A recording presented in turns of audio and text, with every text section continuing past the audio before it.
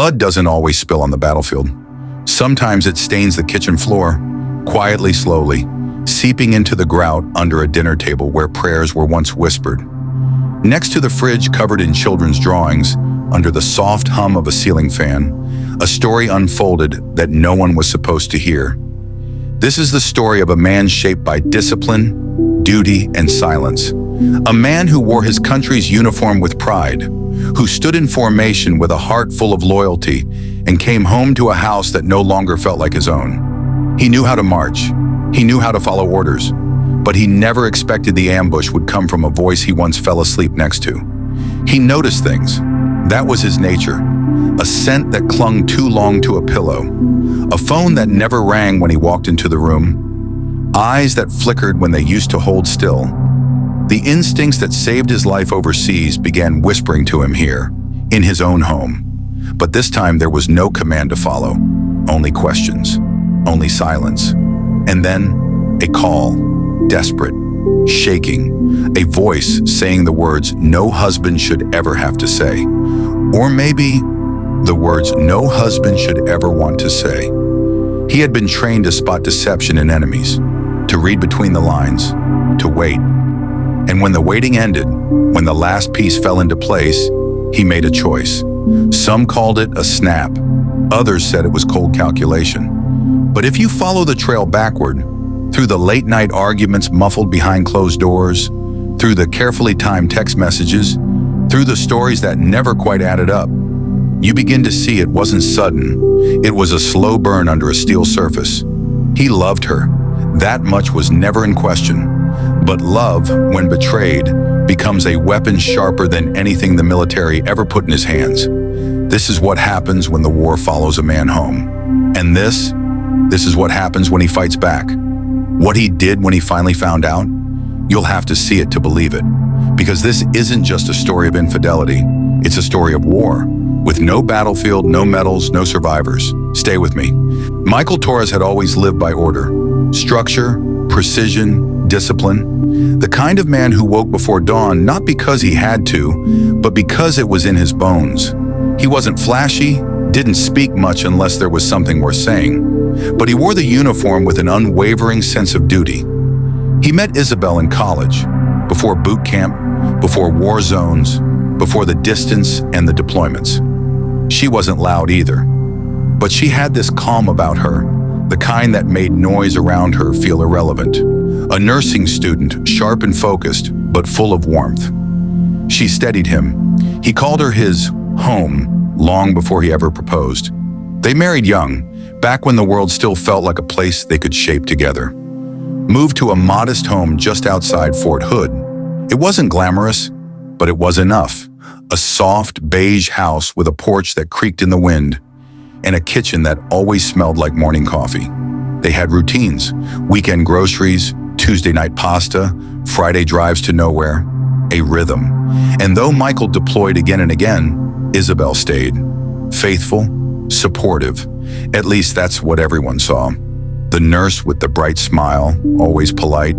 She volunteered at local shelters, organized bake sales, called the neighbors by name. People whispered they were the couple others looked up to. Simple, steady, enviable. But things left unsaid have a way of echoing in the quiet. He came home unexpectedly in the fall. The mission overseas had been cut short, and he didn't tell her. Wanted to surprise her. She wasn't there when he arrived. Strange. Her car was in the driveway. Lights off, door locked from the inside. When she did return, an hour later, her reaction wasn't shock or joy. It was hesitation, as if she needed time to adjust to his presence.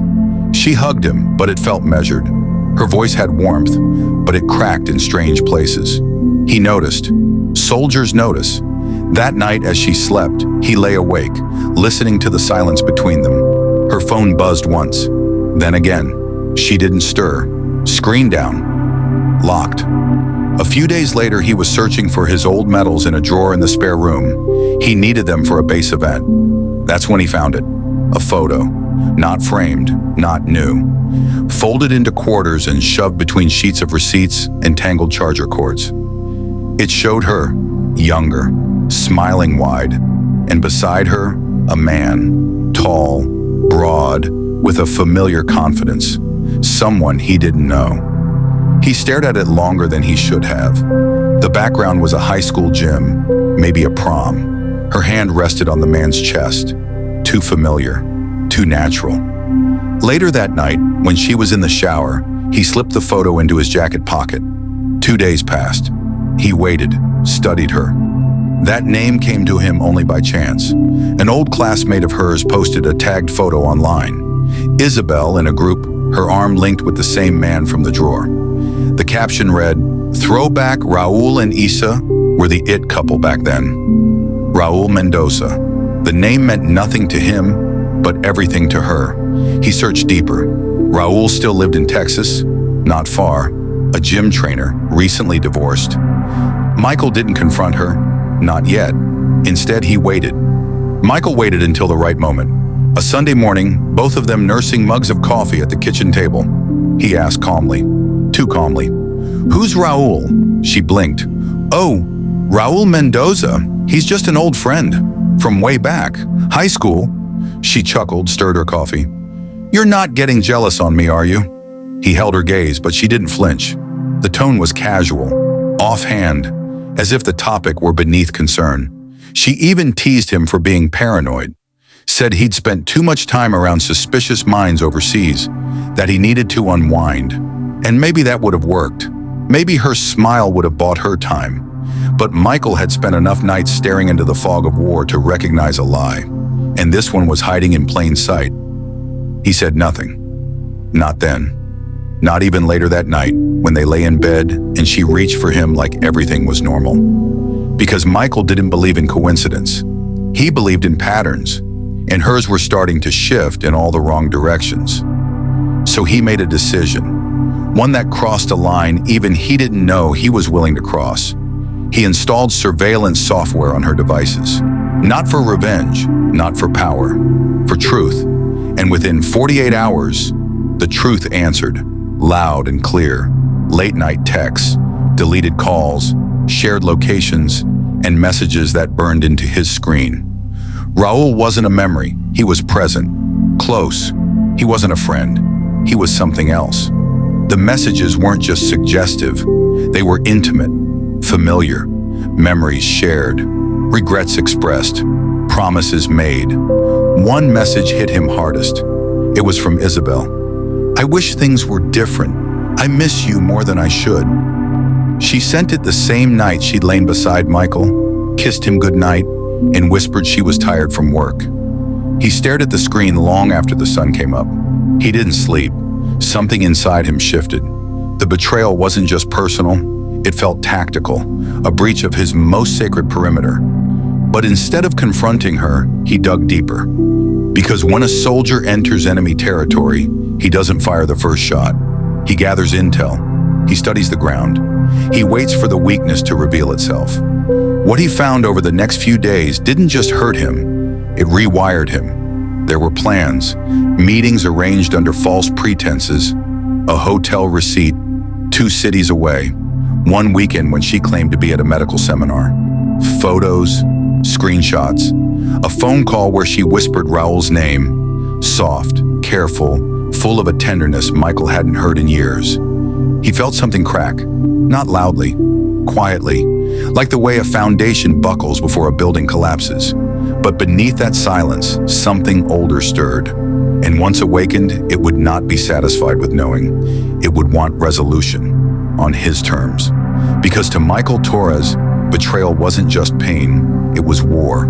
The affair wasn't a lapse, it was a full-blown operation. Coordinated, ongoing. There were hundreds of messages, not playful, not casual. They were tactical, dirty, cold. Raul Mendoza, the man from her past, hadn't just resurfaced. He had taken Michael's place in conversations meant for lovers, in plans meant for futures. In a world Michael wasn't just excluded from, he was mocked within. Isabel's tone was different in these texts. There was no affection, no guilt, just contempt. "He's too easy to fool," she wrote. "He's always so tired when he's home. Barely notices anything. And then, almost with pride, he'd never suspect us." Michael read it once. Then again, and then again. He didn't feel anger first. He felt vacancy, a hollowing from the inside out. Then he found that message, Raul's reply. Short, chilling, final. If he ever found out, we'd both be dead. That line landed harder than the rest. Michael wasn't sure why. Maybe because it wasn't poetic. It was factual. Raul wasn't worried about heartbreak or confrontation. He was afraid. It meant he understood the stakes. It meant he knew who Michael really was. And yet, they kept going, unbothered. Michael began saving everything, exporting texts, backing up call logs, GPS history, hotel records, receipts. He traced patterns. Days when she claimed double shifts matched locations Raul had visited. The more he found, the less human he felt. The pain wasn't sharp, it was methodical. He stopped sleeping. Food lost all taste. The things that once grounded him, music, the gym, routine, they dissolved. Friends at the base started to notice.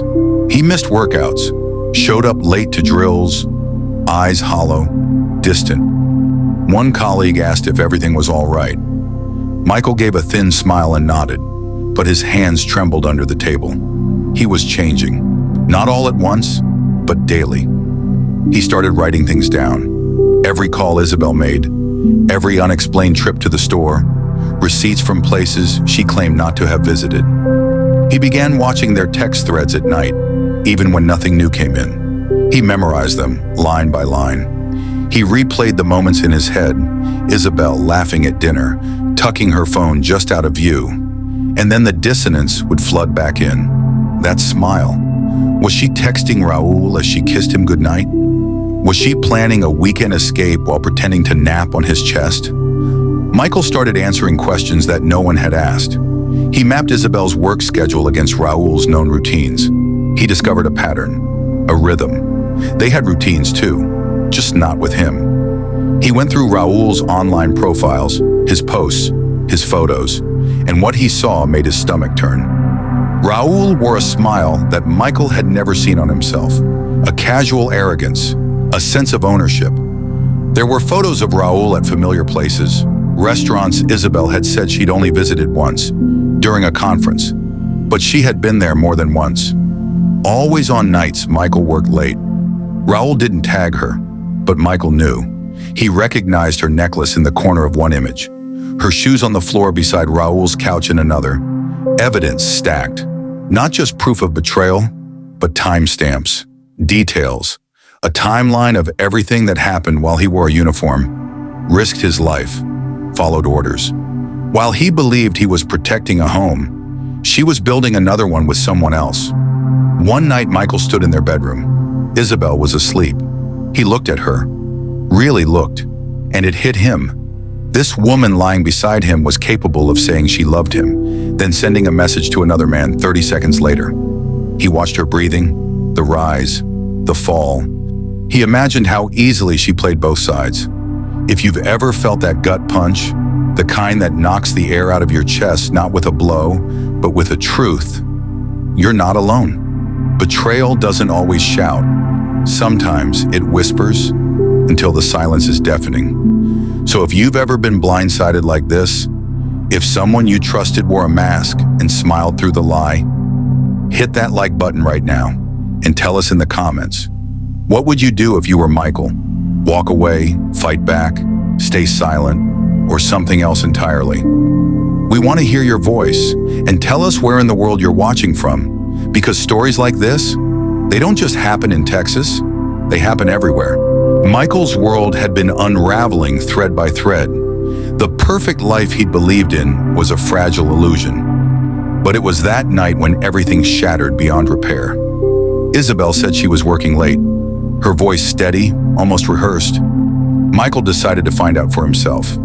He followed her through streets, the weight of dread pressing down with every step. Eyes fixed on the scene that unfolded before him, Isabel and Raul, laughter spilling easily between them, the warmth of a kiss stolen in plain sight. Raul's hand slid up her thigh with a confidence that tore through Michael's chest. But Michael didn't act then. No shouting, no confrontation. Instead, he turned and walked away, each footstep heavier than the last. Back home, his mind raced. The man he was, loyal, proud, disciplined, was breaking. Yet something deeper stirred within, a cold resolve taking root where heartbreak once lived. Over the next few days, Michael moved with calculated precision. He bought a burner phone, untraceable and disposable. From it, he sent messages, not as himself, but as a shadow, an unknown figure weaving a web of deceit to ensnare both Isabel and Raul. The texts hinted at secrets, false emergencies, urgent meetings designed to pull them into his trap. Isabel responded first, her hurried steps pulling her away under the guise of crisis. Raul followed, drawn by the same phantom call. Both arrived at the same desolate farmhouse on the outskirts of Killeen, forgotten, crumbling, perfect for what Michael had planned. When realization dawned on them, it was too late. The trap was sprung. Michael stood calm in the fading light, a figure transformed. No longer the man who trusted blindly, but one who held the power now.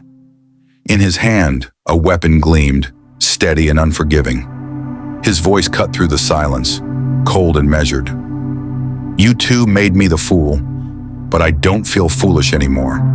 In that moment, the man they thought they knew was gone, replaced by something darker, a force born of betrayal and shattered trust, ready to deliver a reckoning no one saw coming. Michael's hands moved with a grim precision, binding Isabel and Raul firmly but without violence. His voice, steady and cold, filled the room, void of anger, yet sharp enough to cut through the thick silence that clung to the abandoned farmhouse. There were no screams, no desperate pleas, only the eerie calm of a man who had already passed the point of return. "Say it," Michael commanded, eyes locked on the camera he had set up to record everything. "Say how you played me. Look at the camera and say it." Raul's defiance flickered briefly, a spark of resistance in his eyes. But it was futile.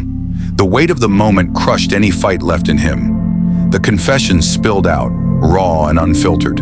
Lies, betrayal, cold calculation. Isabel followed, her voice trembling yet forced, revealing the full scope of their deception. Yet Michael's purpose stretched beyond retribution. He didn't just end their lives, he documented every moment with methodical clarity. The camera captured their confessions, their fear, their final moments, an unflinching record of the price of betrayal. When it was done, Michael placed a flash drive on the kitchen counter, an unspoken message for the authorities, a piece of evidence he could not ignore. Then, without hesitation, he left the farmhouse, the weight of what he had done settling over him like a shadow. At the police station, Michael's arrival was quiet but resolute. "I'm done," he said simply, surrendering himself to the law he had defied in his own way. The farmhouse was discovered hours later. The community was shattered. The military base, a place defined by honor and loyalty, now rattled by a tragedy born of broken trust. Online forums ignited with heated debates. Was Michael a victim pushed too far, or a villain who crossed an unforgivable line? The footage leaked, splintering public opinion. Some saw a man destroyed by betrayal. Others saw a chilling reminder of how darkness can grow beneath a calm exterior. In court, Michael showed no remorse. "I was already dead inside," he told the jury, his voice flat, devoid of regret or plea for mercy. The verdict was swift: life without parole. A sentence that closed the chapter on a soldier who had fought for his country but lost his battle at home, leaving a legacy of pain that would echo far beyond the walls of that quiet Texas town. Was Michael simply a man shattered beyond recognition, fractured by the very people he trusted most? Or does his story stand as a grim testament to the devastating power of betrayal, capable of unraveling even the most disciplined, the most steadfast among us? Where does the line truly lie between victim and villain when trust is severed so violently? Was justice delivered in full, cold measure? Or did the first crime unfold long before the fatal night? Carved quietly in lies whispered behind closed doors, in secret rendezvous, in hearts grown cold. These are the questions that linger long after the final gavel falls, demanding that we look deeper, beyond the surface of headlines and courtrooms. If this story struck a chord, unsettled something inside you, then hit subscribe now. We dig into real, raw tales every week. Stories where the truth is often darker than fiction, and where the human heart reveals its most complex, sometimes brutal facets. Don't miss the next chapter of truth unraveling on this channel. Stay with Tune for more true crime stories.